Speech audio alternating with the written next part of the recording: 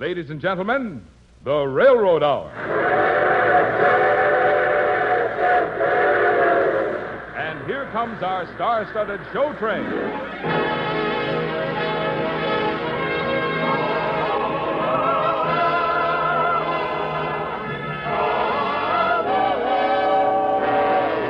Tonight, the Association of American Railroads presents the delightful Rodgers and Hart Owen Davis musical, Spring is Here, starring Gordon MacRae and his guest, Anna Mary Dickey. Our choir is under the direction of Norman Luboff, and our music is prepared and conducted by Carmen Dragon. Yes, tonight another memorable musical is brought to you by the American Railroads. The same railroads that bring you most of the food you eat, the clothes you wear, the fuel you burn, and all the other things you use in your daily life. And now, here is our star, Gordon MacRae.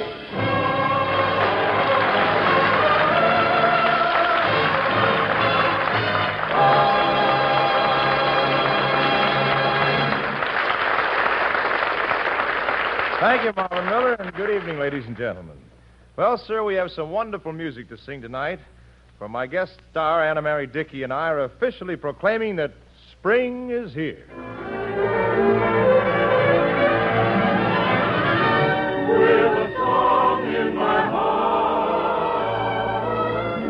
I behold your adorable face, just a song at the start, but it soon is a hymn to your grace. I suppose there's a song in everybody's heart when it's spring, except, well, my name's Terry Clayton. And my whole trouble is that the girl I'm in love with doesn't love me. Her name's Betty Braley, and she lives in a highly improbable place for a musical comedy, Long Island. Oh, Betty, at the sound of your voice, heaven opens its portals to me. Can I help but rejoice that a song such as ours came to be? But I always knew I would live life through with a song in my heart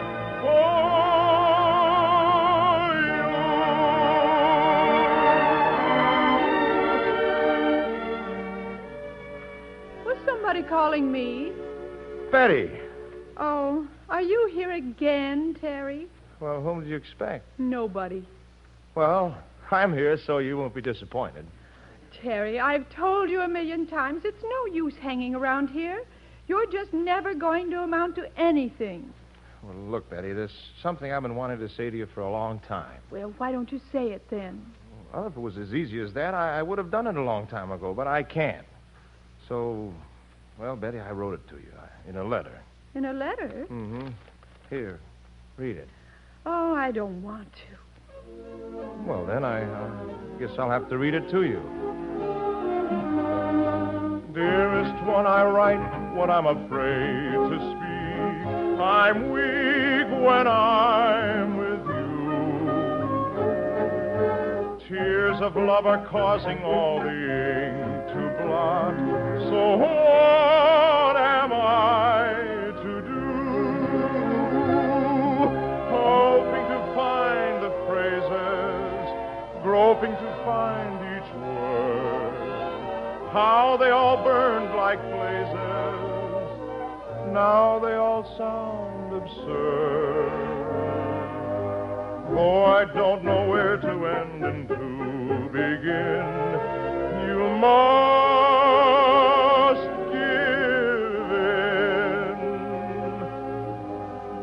because I'm yours sincerely, the one who loves you dearly. To think about it nearly takes my breath away. Very truly, my passion is unruly.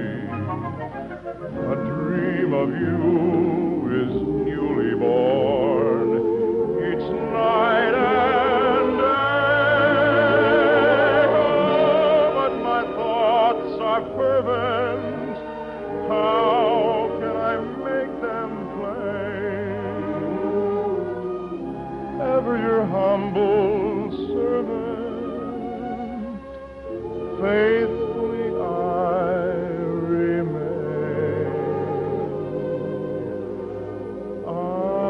I'm intending to find a happy ending because I love you dearly. I'm sincerely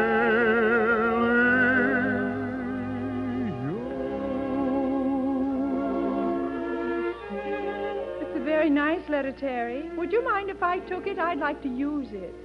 To send it back to me? Well, not exactly, Terry. Remember the tall, handsome man at the dance last night with the curly hair and the broad shoulders?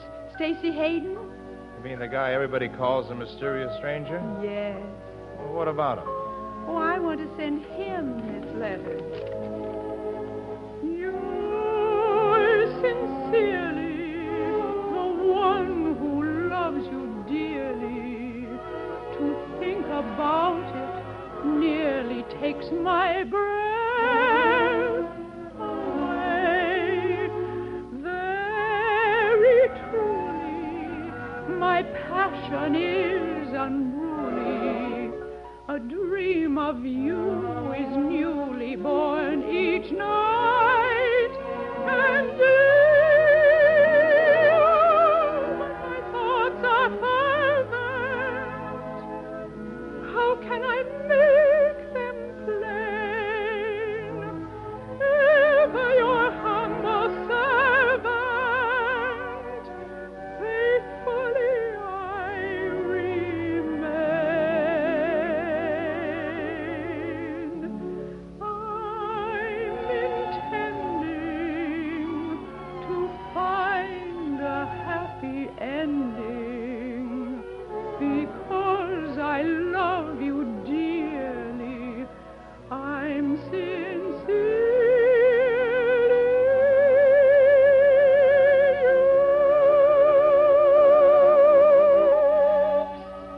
You want to send my letter to another guy? Oh, Betty, you can't do this to me. You don't realize how I feel about you. Well, how do you feel, Terry? Well, every time I see you, I hear music. What kind of music? Violins. A grand piano playing a magnificent concerto. Bass fiddle like my heart pounding. Trumpets calling me to battle.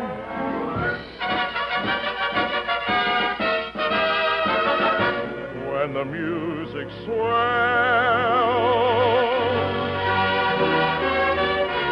Voices like an angel choir. it tells that you're standing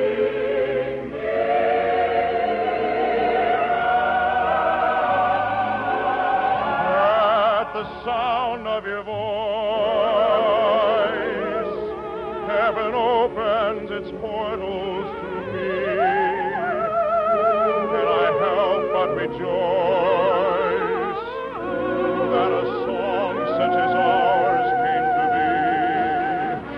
But I always knew I would live life through with a song in my heart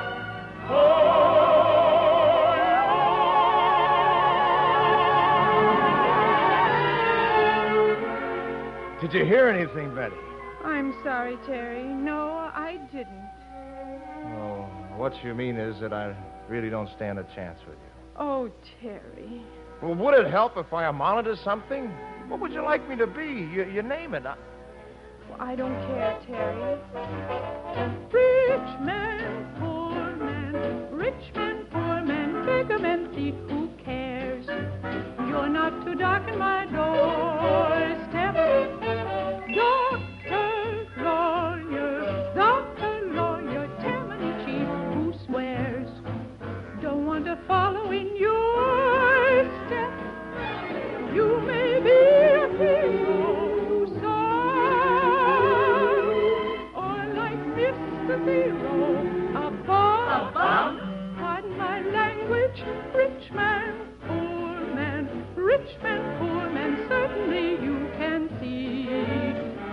just be nothing to me. Rich man, poor man, rich man, poor man, beggar man, thief, who cares? You're not the dark on her doorstep. Doctor, lawyer, tammany chief, who's where? No one to follow in your steps. You may be a hero, son, or like Mr. Zero, a bum. Well, Pardon my language. Rich man, poor man, rich man, poor man, certainly you can see. You'll just be nothing to me.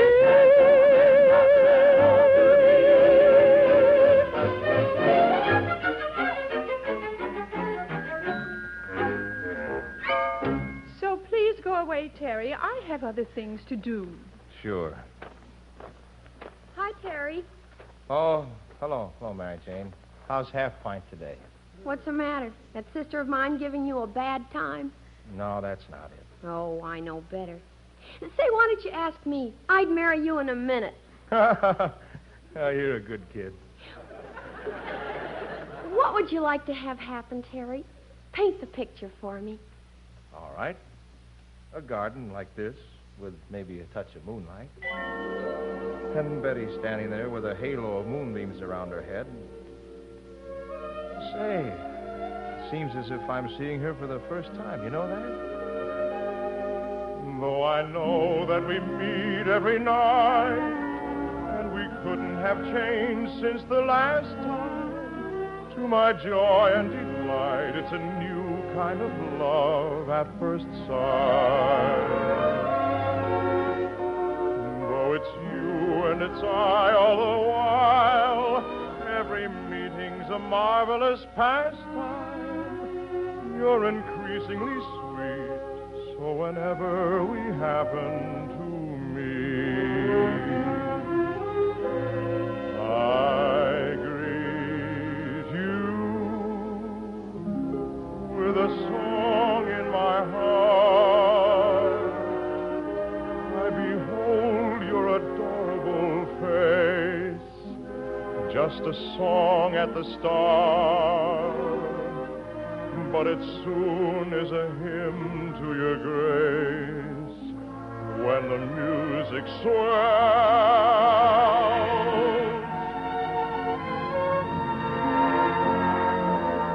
Oh, it's no good, Mary Jane. It's a wonderful dream, but it'll never happen. Well, do something about it. Well, what can I do? Sweep her off her feet. Tomorrow night there ought to be a full moon. It's spring. Plan a surprise elopement. I'll help. Golly, I don't think I even know how to elope. Just leave it to me. And before tomorrow night is over, I'll bet Betty will be singing love songs back to you. Say, you know, I can just hear it. At the sound of your voice, heaven opens its portals to me. Can I help but rejoice that a song such as ours came to be? But I always knew I would live life through with a song in my heart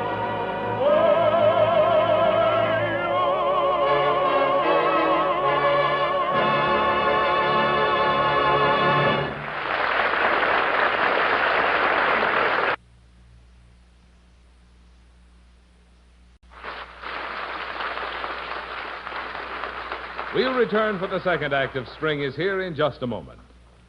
Can you guess what one ingredient automobiles and asparagus, coal and clothing have in common? Just this. It takes railroad transportation to produce and get them to you.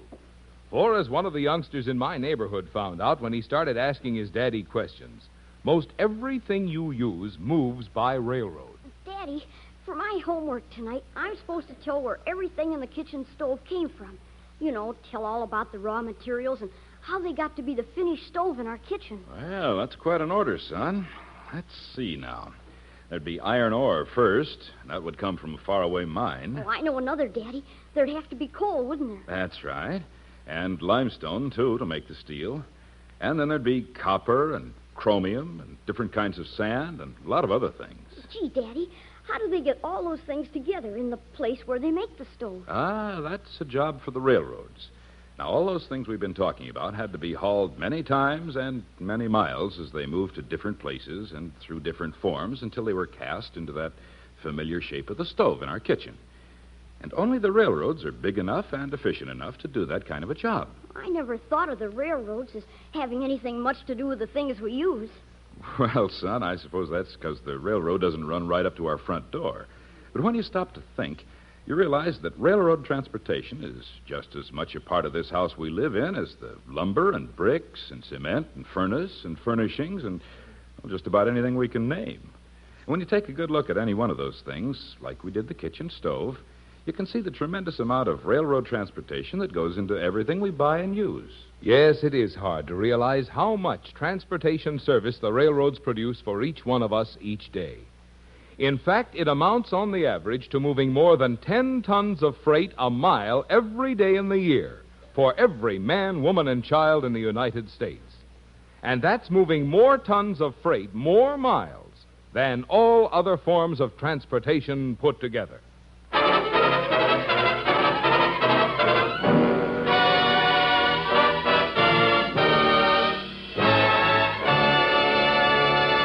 Now, here is Act Two of the Lawrence and Lee version of Spring is Here, starring Gordon MacRae as Terry and Anna Mary Dickey as Betty. Yours sincerely, the one who loves you dearly.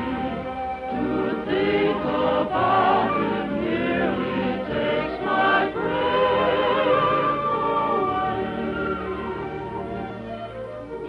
away. Dear Terry Clayton, you're a fool. You're a nincompoop. You're in love and you're not doing anything about it. I hate you. Yours sincerely, Terry Clayton. Who's that? Oh, Terry. Betty. Writing another love letter? No, this is a hate letter. Who's it addressed to? To me. Why do you hate yourself, Terry? Well, simply because I like you.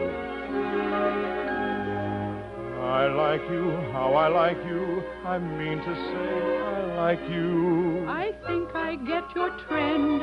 In fact, I comprehend. You charm me, how you charm me. I mean to say you're my girl. In accents of despair, I say, please take the air. There's not much I can do with you. Why the beautiful features and why the beautiful dress? Best upholstered of creatures, you never say yes. I'm all ready to go, ma'am, but you remain more or less the original. No, ma'am, you never say yes. You're so discreet, but I'll bet your kiss is nice. Sweet, just like so much water ice. Every time I endeavor to steal a little caress, though you love it, you never say yes. Though there always will be men who ask my phone and address, least high-powered of he-men, I never say yes. Gently granting permission will never bring me success. Men can lose their ambition. I never say yes. Suppose I do give in to your rash intent. You wouldn't know the rudiments. I could know you forever without a thing to confess. That's the reason I never say yes. Well, I guess it's hopeless. Bye, Betty. Goodbye, Terry.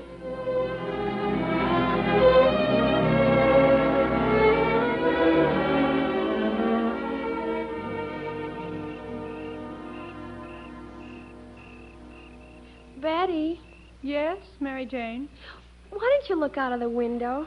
It's such a beautiful spring night. Moonlight, starlight. It is a lovely night. Makes me feel romantic. That's the idea. Hmm? Oh, nothing. Don't you feel just like rushing off and getting married? Oh, if the right man came along. Oh, Mary Jane, I do feel awfully alone tonight. And I guess I am ready for romance. Good, and I'll bet romance is ready for you.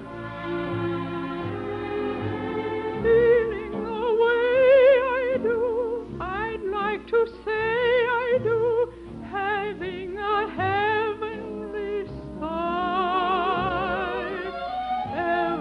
Everybody has someone. Why can't I?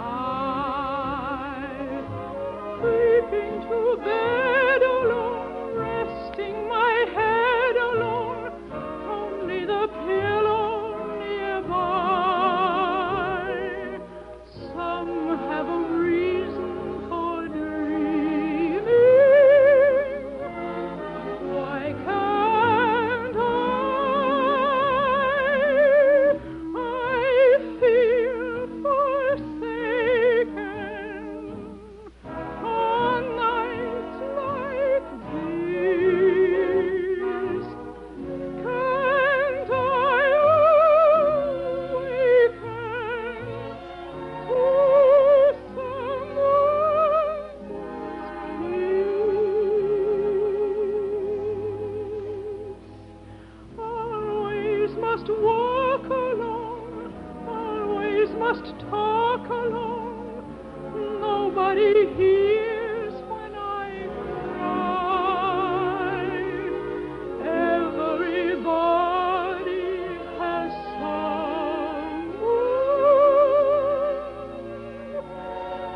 Why can't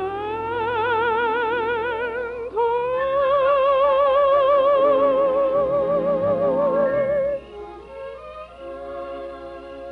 You know, Betty, I have a hunch that you're going to get a surprise. A big surprise. Who's that? Betty. Oh, Betty. Who is it? I can't see in the dark. It's Stacy Hayden. The mysterious stranger. I got your letter.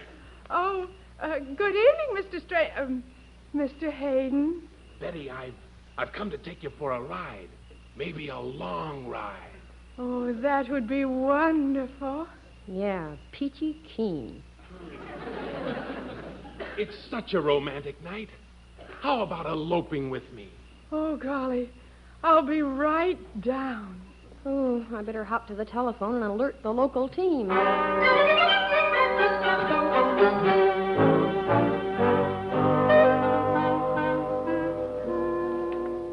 Mary Jane, what happened? Why didn't you show up? I just had her in the mood. Oh, I just didn't have the nerve. Well, she just eloped By herself? with Stacy Hayden. The mysterious stranger? Yep. Oh, Mary Jane, what'll I do? Go after them. What'll I do if I catch him? Yank him out of the car by the coat lapels and punch him in the face. But he's such a big guy, all those shoulders and everything. He only has two. Yeah. That's the same number I got. By golly, I will be tough. I'll be tough like Humphrey Bogart. All right, Hayden. Drop that Goya. No. Oh, like Jimmy Cagney. All right, now listen, sweetheart. She's mine, see? She's mine. I won't have any mysterious stranger mess around with my girl, see? No. Well, maybe like Charles Boyer. Hey, mon chéri.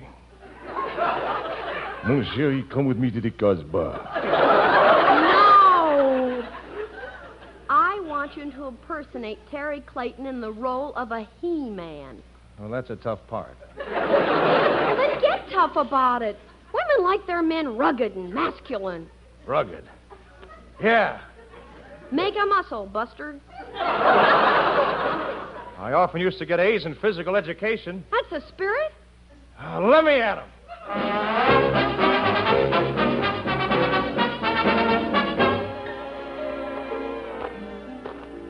Mary Jane, I couldn't find them. Maybe it's because I came back. Well, Betty, I never expected to find you here. What happened? Well, I found out he's no mysterious stranger. He's just a plain, ordinary millionaire. Did he kiss you? Yeah, and nothing happened. No music. Woman? Huh? Come here. Yes, Terry? Kiss me, baby. Kissed you? Yeah. Kiss me. Now, did you hear anything? Oh, yes. Fiddles, acres of fiddles. The wonderful piano concerto. Heartbeats? Yes, thump, thump, thump. Drums beating, cymbals crashing, bugles blowing. When the music swells. Choir of angels. Oh, I think I hear a few devils there, too. It tells that you're standing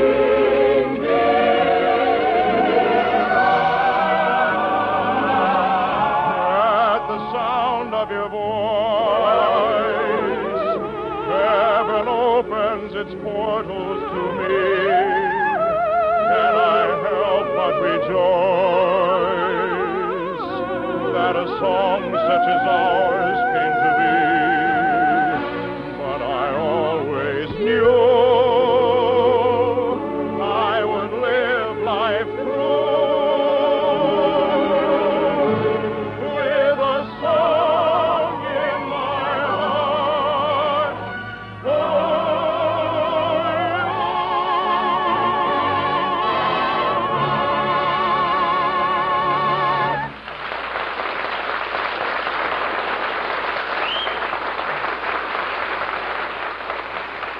Thank you, ladies and gentlemen. Lovely Anna Mary Dickey will be back with us in just a moment. And meanwhile, our thanks to Barbara Whiting, who is Mary Jane, and to John Shea, and to our entire company. Spring is Here, with book by Owen Davis, music by Richard Rogers, and lyrics by Lorenz Hart, was dramatized for the Railroad Hour by Lawrence and Lee. The Railroad Hour is brought to you each week at the same time by the American Railroads. Folks, today, America's most distinguished career women wear the uniforms of our armed services. Partners in service with the young men of America, co-equal with them in pay, benefits, and opportunities for training and promotion, these women play an essential part in our national life. Thousands of careers are still open to women over 18 who are high school graduates in good health. Women with college degrees, registered nurses, and qualified medical specialists are urged to qualify for officers' commissions. And now, here again is our charming guest, Miss Anna Mary Dickey.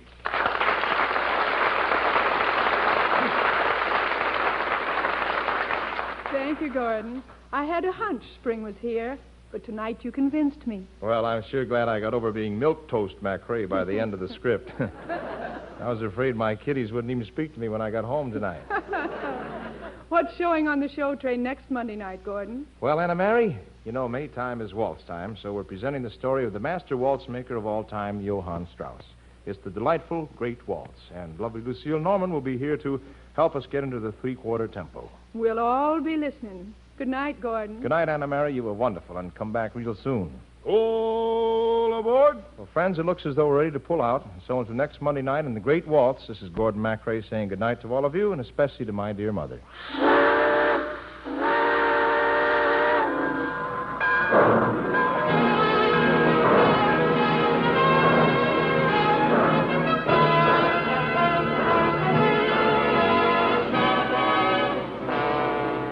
Gordon MacRae can currently be seen starring in Warner Brothers' About Face. Our choir is under the direction of Norman Luboff, and our music is prepared and conducted by Carmen Dragon. This is Marvin Miller saying goodbye until next week for the American Railroads. Now stay tuned for your Monday night of music on NBC.